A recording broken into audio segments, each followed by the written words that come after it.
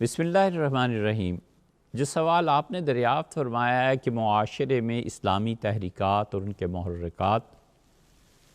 تو اگرچہ موضوع بہت طویل ہے، لیکن جتنی بھی اسلام کے نام پر تحریکات برپا کی جاتی ہیں ان میں بالعموم انسانی جذبات کا غلبہ ہوتا ہے اور راہ دکھانے والا کوئی نہیں ہوتا، اور مذہب کے نام پر جو سیلاب آتا ہے اس پانی کے کنارے باندھنے والا کوئی نہیں ہوتا۔ سر پھرے لڑکے اور نوجوان اٹھتے ہیں اور وہ نعرہ لگاتے ہیں اور جذباتی طور پر لوگوں کو اس سیلاب میں ڈبو دیتے ہیں۔ اس لیے آپ اگر دیکھنا چاہیں تو اس کی ابتدا اور آغاز سیدنا عثمان امیر المومنین رضی اللہ عنہ کے آخری دور سے ہو گیا تھا۔ پھر وہ لوگ کھل کر سامنے آ گئے سیدنا علی رضی اللہ عنہ کے، اور انہوں نے دین کے تحت یہ ضروری سمجھا اور دین کا سب سے اہم تقاضا یہ سمجھا کہ سیدنا علی رضی اللہ عنہ کو کافر قرار دیا جائے، معاذ اللہ۔ پھر وہ ان کے خلاف لڑے۔ یہ وہی طبقہ ہے جس کو ہم اس زمانے میں خوارج سے یاد کرتے۔ تمام وہ تحریکات جس میں عامت المسلمین کا خون بہایا جاتا ہے، اور تمام وہ تحریکات جن میں لوگوں کو قتل کیا جاتا ہے اور جبراً اسلام کو نافذ کرنے اور ٹھونسنے کی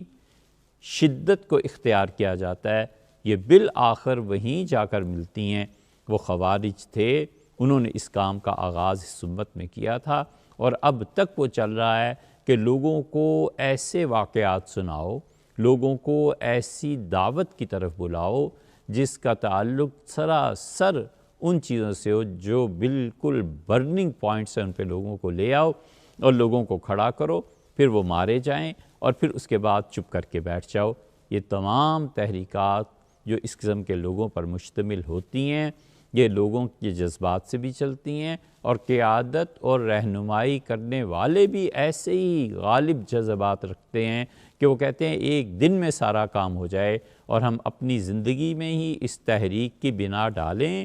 پھر اس پر محنت کریں، اور عمر گزرنے کے ساتھ ساتھ پھر ان تحریکات کے پھل بھی وہ خود سمیٹ لیں۔ حالانکہ ایسے ممکن نہیں ہوا کرتا۔ تحریکات صدیوں تک چلتی ہیں، بانی اس کے دنیا سے گزر جاتے ہیں، پھر وہ اپنے نہج کو استوار اور قائم رکھتے ہیں، پھر کئی صدیوں کے بعد بسا اوقات اس اٹھائی ہوئی تحریک کے نتائج سامنے آتے ہیں۔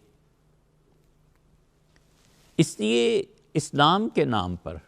جو تحریکات اٹھائی گئیں، خوارج تھے، انہوں نے ایک تحریک برپا کر دی۔ پھر آپ اگر موجودہ قریب کے دور کو دیکھنا چاہیں تو آج سے 200-300 برس پہلے محمد بن عبد الوہاب کی تحریک کے ان کے نام سے جو تحریک شروع ہوئی، بڑی تمنا ہے کاش کوئی اس تحریک کو اپنا موضوع بناتا اور اس پر پوری تحقیق کر کے دیتا، لکھتا کہ ان لوگوں کے مقاصد کیا تھے، اٹھے کن مقاصد کے لیے تھے، اور پھر عامت المسلمین کو قتل کرنا اور ہر ایک پر کافر اور مشرک ہونے کا فتویٰ دینا، اور پھر اس کے نتیجے میں ایک سلطنت کے قیام کے بعد تو اس جذبے میں شدت کا پیدا ہو جانا، یہ سب کن مراحل سے گزری اور اب کس مرحلے پر پہنچے۔ اس شدت کا عالم یہ تھا کہ حضرت رسالت مآب صلی اللہ علیہ وسلم کے اسم گرامی کے ساتھ کوئی سیدنا رسول اللہ صلی اللہ علیہ وسلم کہہ دیتا تھا تو اس پہ کوڑے پڑتے تھے۔ اور اب حال یہ ہے کہ مسجد نبوی علی صاحب الصلاۃ والسلام کی توسیع جو ہوئی ہے اور شاہ فہد مرحوم نے جو کرائی ہے، اس میں آپ دیکھیں جو تختی لگی ہوئی ہے اس پہ حضرت رسالت پناہ صلی اللہ علیہ وسلم کے لیے سیدنا کا لفظ استعمال کیا گیا ہے۔ یہ سب کیا ہے؟ جذباتیت کی بنیاد پہ اٹھنا، لوگوں کو بے وقوف بنانا، پیسوں کا جمع کرنا، اور ان سب میں بدتر بات یہ ہے کہ دوسروں کے اشاروں پر چلنا، اور پس پردہ جو لوگ بیٹھے ہوئے ہیں وہ استغنی کے ناچ میں جو ڈوری کھینچ دیں بس وہ متحرک ہے، اور جس کو استعمال نہ کریں وہ ختم۔ اور ان تحریکات میں لوگوں کا خون، عزتیں اور عذاب یہ بھی ہے کہ اپنے ہر فعل کو کتاب و سنت سے ثابت کرنے کی کوشش بھی کرنا۔ یہی وہ چیز تھی جو خلافت راشدہ میں پیش آئی۔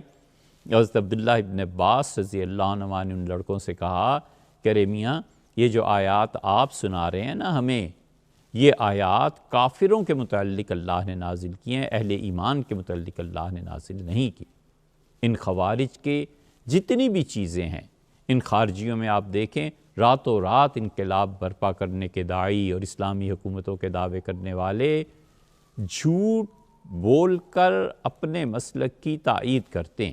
اور ہر وہ دین اور ہر وہ تحریک جس کی بنیاد جھوٹ پہ ہوتی ہے، خدا اس کو نہیں پنپنے دیتا۔ وہ وقتی طور پہ تو عروج ہو جاتا ہے، لیکن یہ نہیں ہوا کرتا کہ سارا وقت اور ساری دنیا کو کوئی انسان بے وقوف بنائے رکھے۔ ہوتا ہے کہ وہ جھوٹ سے اپنے مذہب اور اپنے مسلک کی تائید کرتے ہیں۔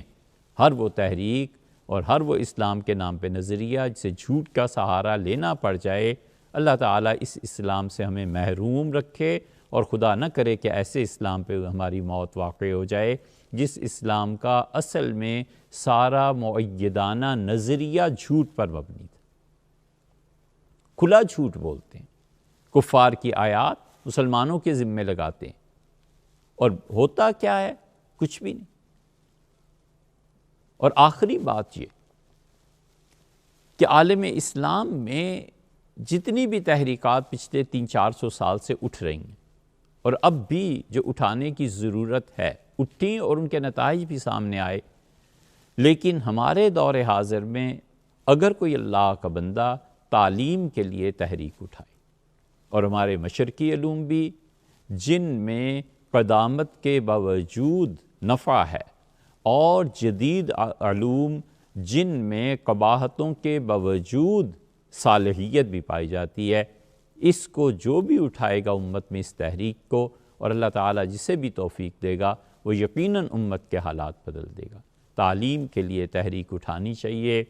ہمارے ہاں اپنا نصاب ہونا چاہیے، ہمارے اپنے مدارس، یونیورسٹی، سکولز ہونے چاہیے، جہاں پر ہم پوری ایک نسل کو تیار کریں تاکہ ہمارے بعد بھی یہ سلسلہ چلتا رہے۔ امت کے لیے غالباً اب تعلیم کے علاوہ کوئی راستہ نہیں رہ گیا جس کے ذریعے سے ان کی نشأت ثانیہ اور تجدید ہو سکے۔